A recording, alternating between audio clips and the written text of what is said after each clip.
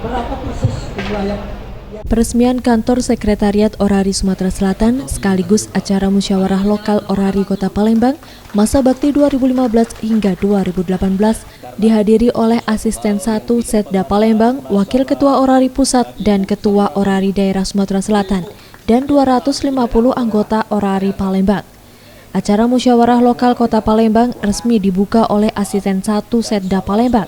Harobin Mustafa dalam sambutannya berharap apapun hasil dari musyawarah ini dapat diterima oleh semua anggota dan menjadikan Orari Kota Palembang lebih maju. Musyawarah lokal Orari Kota Palembang pertama saya nyatakan resmi dibuka.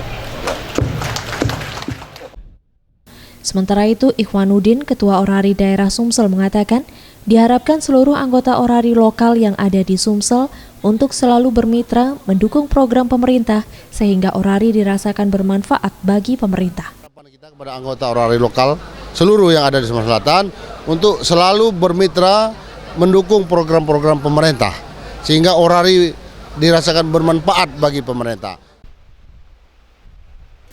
Mega Dwi Handayani, Septiawan Rizky, Sriwijaya TV.